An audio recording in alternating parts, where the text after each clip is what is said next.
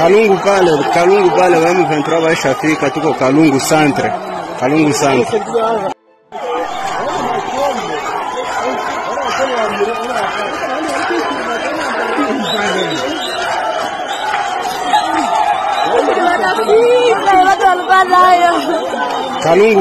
Kalungu pale wa M23 waishafika, tuko Kalungu Centre. Kalungu Centre. Ni The Quick Times News nk'ibisanzwe, nta kindi usabwa uretse kureba wasanditse subscribe gakandaho, hanyuma tugakomeza kubana 5 kuri 5 muri aya makuru. Mu gihe rero ubwoba bukomeje kwiyongera mu ngabo za Repubulika ya Demokarasi ya Kongo, FARDC n'abafatanyabikorwa bazo bari Uvira kubera impungenge zikomeje kwiyongera ku mujyi ushobora gufatwa n'inyeshyamba za FCM23. Nibi biganiro by'amahoro bikomeje kudindira. FARDC yatangiye kwimurira ibitwaro byayo mu gihugu cy'u Burundi, by'umwihariko mu nkambi ya gisirikare ya Mudugugu binyuze ku mupaka bakavimvira agatumba. Uburyo rero bwo gutinya kwa FARDC bushingiye ku byabaye Kinshasa ubwo umujyi wa Goma wagwaga mu ntangiriro z'ukwezi kwa Mutarama, ubw'inyeshyamba zafataga intwaro nyinshi zirimo indege zitagira abapilote, drone, imbunda zirasa indege zamurutiye, ibitanki, imodoka z'intambara zirinzwe n'indege y'intambara ndetse n'izindi. Umudiplomate rero ushinzwe ibya gisirikare ukorera mu Burundi ariko utifuje ko amazina yatangazwa, yatangaje ko ibi ari ukwisuganya kwa gisirikare kugira ngo birinde igihombo gikomeye mu bikoresho, ariko ngo bishobora gutuma uvirirwa mu maboko ya FCM23, bityo inyeshyamba zikagira ububasha ku migi itatu ikomeye y'uburasirazuba bwa Kongo nyuma ya Goma ndetse na Bukavu.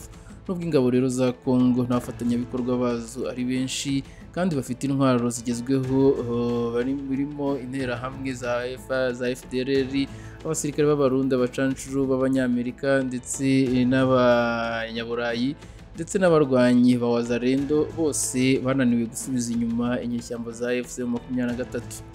Uku kwimura rero intwaro ziremereye igaragaza ko ihuriro ry'ingabo za Kongo bidafite icyizere ndetse n'umwete mu bikorwa byazo bya gisirikare. Uretse Goma aho guverinoma yagize igihombo gikomeye, naho ingabo zayo zagerageje gushyirwa i Bukavu byananiranye kuko uwo mujyi nawo wafashwe n'inyeshyamba. Inyeshyamba rero zigaragaza ku mugaragaro ko ziteguye gukomeza urugamba n'ibi biganiro by'amahoro bitatanga umusaruro.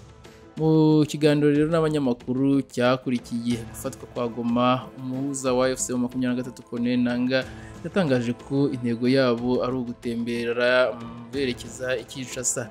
Mu magambo ye yagize ati, turi abanyekongo, tuzakomeza urugendo rwo kubohora igihugu cyacu kugeza i Kinshasa. Iyo rero batubwira ngo dusubire inyuma bashaka ko tujya he, ntabwo rero tuzajya ahandi. Umugaba mukuru w'ingabo za FCM23 Major General Sultan Makenga nawe yijeje ko aba bazakomeza berekeza igisangani ni Kinshasa. Ni Perezida rero Felix Tshisekedi akomeje kubima uburenganzira bwabo nk'abanyekongo. Mu gihe rero ihuriro ry'ingabo za Kongo rikura intwaro zaryo zikomeye muri Uvira rikazimurira mu Burundi, ibibera ku butaka bigaragaza ko inyeshyamba zishobora gufata Uvira bikanerekana intege nke za FARDC mu by'intambara. Ni The Quick Times News nk'ibisanzwe rero, nta kindi usabwa uretse kureba hasi ndetse subscribe gakandaho, hanyuma tugakomeza kubana 5 kuri 5 muri aya makuru.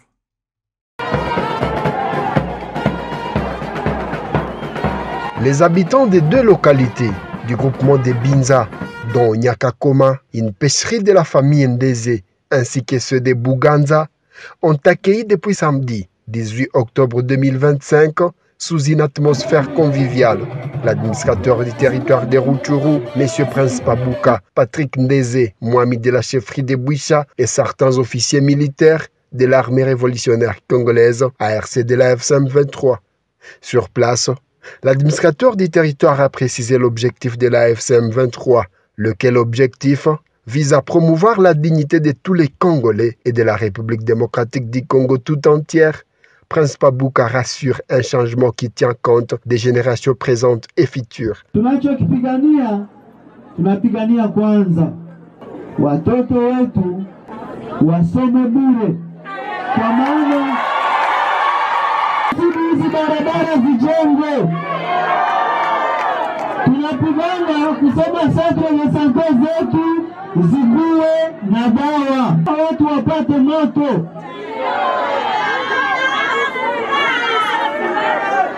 Tunapigana kusema watu wapate maji. Wandugu wa Nyakakoma, niko na swali. Hivi ambavyo tunapigania, tuna rezo ya kupigana au hatuna rezo? Après la localité de Nyakakoma, ce dimanche 19 octobre, l'administrateur du territoire de Rutshuru a rassuré une paix durable à la population de Buganza. Pour y arriver, il faudrait que cette population collabore avec les services de sécurité de la FCM 23, a insisté Prince Pabuka. Miaka mingi tumekutana na shida ambazo tulikutana nazo zimeanza wakati ya tumepokea wageni kutoka katika nchi ya Rwanda, mnonatikati. Walitoka kule na wakaua kabila la wandugu wa Tutsi. Si inajulikana ni kweli? Nadanganya. Wakakuja tukawapokea. Lakini tangu tumewapokea topi mnonatikati, tumeishi tabu na ole. Wandugu wapenzi, muda imefika kusema tuungane sisi sote pamoja na hii nchi tuipatie chance ya kupata amani. Peu après, le Mohamed de la chefferie de Bouicha a lancé un message de réconfort à cette population victime des conflits armés depuis plusieurs décennies. Furaha ya Nyakakoma haiko fasi yote. Haiseme kama hamuna magumu. Haiseme kama maisha iko mazito. Lakini kando na ile Mungu amewapatia furaha. Na hii furaha idumu. Nyakakoma ijulikane kwa sababu ya furaha. Tunamaliza muda mrefu na tuko ndani ya hali ya wasiwasi. Leo tunarudisha uongozi, kitu wanaita autorité de l'État. Ni kusema tunarudisha dignité, heshima. Les militaires de l'armée révolutionnaire congolaise ont été déployés dans la localité d'Ichacha, une façon de renforcer la sécurité dans toutes les zones libérées. Les habitants de cette contrée devront désormais vaquer paisiblement à leurs occupations, révèle un officier de la RC. Chama imesikia malalamiko ya Nyakakoma. Ndio maana chama imewaletea jeshi ya kubaki na nyinyi hapa. Mtupatie habari za adui. Tunajua kuna shida entre nyinyi na Wagarde Park. Ile shida itaisha. Disons que grâce à la mobilisation de l'administrateur du territoire sur le terrain, plusieurs jeunes se sont enrôlés volontairement dans l'armée révolutionnaire congolaise. Compte rendu de la 63e réunion ordinaire du Conseil des ministres. Son Excellence, Monsieur le Président de la République, chef de l'État, Félix Antoine Tshisekedi Tshilombo, a présidé ce vendredi 17 octobre 2025 à la Cité de l'Union africaine à Kinshasa, la 63e réunion ordinaire du Conseil des ministres du gouvernement de la République. 5 points étaient inscrits à l'ordre du jour, à savoir 1. Communication de son Excellence, Monsieur le Président de la République, chef de l'État. 2. Point d'information. 3. Approbation des relevés des décisions du Conseil des ministres. 4. Examen et adoption d'un dossier. 5. Examen et adoption des textes. 1. Communication du Président de la République. La communication du Président de la République, chef de l'État, a porté sur 3 points principaux, à savoir 1. De l'appel au respect du cadre juridique en vigueur lors de l'ouverture des actions disciplinaires à charge des agents des carrières de services publics de l'État. Le Président de la République a attiré l'attention du gouvernement sur l'impérieuse nécessité de garantir l'application stricte de règles disciplinaires fondées sur les principes suivants. La matérialité est la preuve de la faute. Toute sanction ne peut intervenir que pour des faits précis, établis et imputables à l'agent, à l'exclusion de toute motivation subjective ou politicienne. La charge de la preuve incombe exclusivement à l'autorité initiatrice de la procédure. le respect des délais légaux, le caractère écrit et contradictoire de la procédure. L'agent concerné doit être mis en mesure de présenter ses moyens de défense. L'information obligatoire du ministère de la fonction publique. Toute ouverture d'action disciplinaire, quel que soit les grades de l'agent, doit être notifiée au dit ministère, garant de la régularité et de la gestion des carrières. S'agissant particulièrement des secrétaires généraux, toute suspension préventive doit intervenir après information préalable du ministère de la fonction publique, afin d'éviter des dérives consistant à organiser des remises et reprises précipitées ou à installer des intérimaires, se considérant indûment comme titulaires. Par ailleurs, une lenteur préoccupante a été également constatée dans le traitement des dossiers disciplinaires, entraînant la caducité de nombreuses actions pourtant initiées dans les délais. Dès lors, le président de la République a instruit le vice-premier ministre, ministre de la fonction publique, modernisation de l'administration et innovation du service public, sous la supervision de la première ministre en collaboration avec son cabinet, de proposer dans les 30 jours des mesures légales et réglementaires appropriées et destinées à assurer le respect strict du statut, de la dignité et des droits des fonctionnaires de l'État. 2. De la mise en place d'un mécanisme de suivi strict pour la visibilité de l'appréciation du franc congolais dans les paniers de la ménagère. Rappela sa communication faite lors de la 61e réunion du Conseil des ministres relative à l'appréciation du franc congolais face au dollar américain. Le président de la République tient à ce que les effets positifs de cette dernière, déjà perceptibles à travers la légère baisse des prix de certains produits, se traduisent rapidement et de manière tangible dans les paniers de la ménagère. La vérité et la transparence des prix sur les marchés doivent être scrupuleusement garanties afin de préserver le pouvoir d'achat des ménages, de consolider la stabilité monétaire et de prévenir toute dérive spéculative susceptible d'alimenter l'inflation. De ce fait, a-t-il insisté, des pratiques opportunistes, les ententes illicites et les manipulations spéculatives observées auprès de certains opérateurs économiques constituent une atteinte grave à la transparence du marché et sapent la confiance du peuple dans les institutions publiques. Pour renforcer la confiance des citoyens dans la monnaie nationale, le président de la République affirme que la stabilité monétaire conquise doit se refléter dans la vie quotidienne.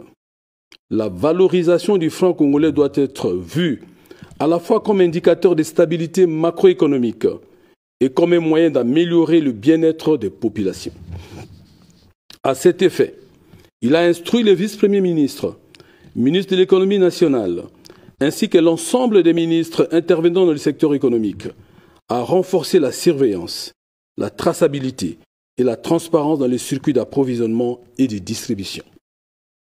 Il s'agit de garantir une stricte adéquation entre le coût réel de production, de transport et de commercialisation et le prix effectivement appliqué sur les marchés intérieurs.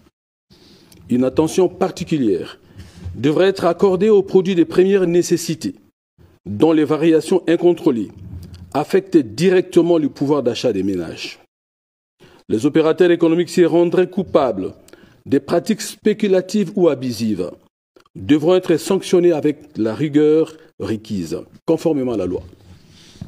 Parallèlement, la communication économique nationale devra être intensifiée afin d'informer régulièrement la population sur les prix de référence actualisés des principaux produits de consommation.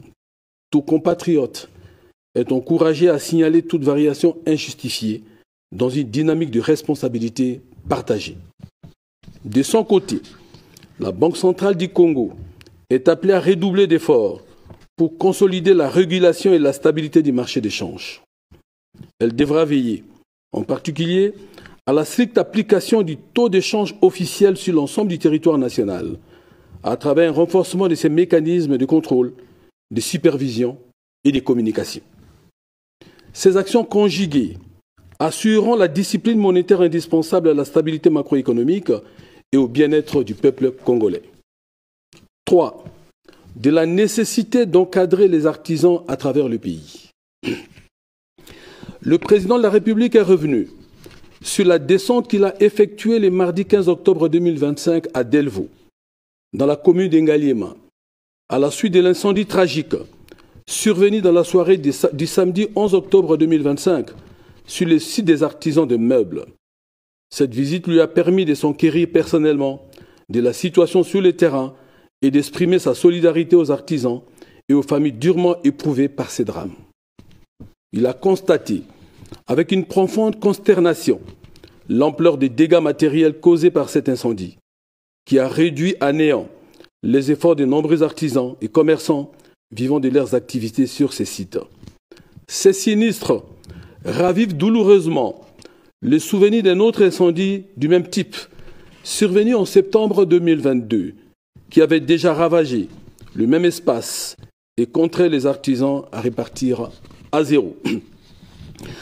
Face à cette situation récurrente, le président de la République a appelé à une action urgente et concertée autour du ministre d'État, ministre de la formation professionnelle et du ministre de l'entrepreneuriat et du développement des petites et moyennes entreprises, en vue de sécuriser durablement ces sites, ainsi que l'ensemble des espaces à vocation artisanale du pays.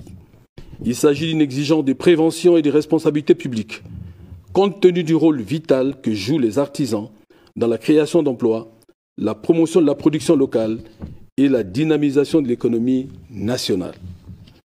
Conscient de cette importance stratégique, il a souligné la nécessité d'un encadrement structuré du secteur artisanal, car les artisans doivent être accompagnés afin que leur corporation soit solide, viable, responsable, capable de se développer durablement et de contribuer pleinement à la croissance économique du pays. En conséquence, le ministre d'État, ministre de la formation professionnelle, a été personnellement chargé, ainsi que le ministre de l'entrepreneuriat et du développement des petites et moyennes entreprises, de mettre en place, sans délai, un mécanisme approprié d'encadrement et de structuration de l'ensemble des artisans du pays.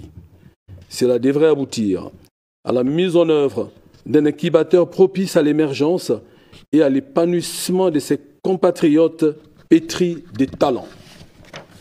Ces mécanismes devront en particulier favoriser la fédération de ces acteurs, renforcer leurs capacités techniques et organisationnelles et les amener à se conformer aux exigences légales, notamment en matière d'assurance des risques et de sécurité au travail. Il importe à cet égard d'éviter la multiplication d'initiatives éparses ou non coordonnées sur ces sujets.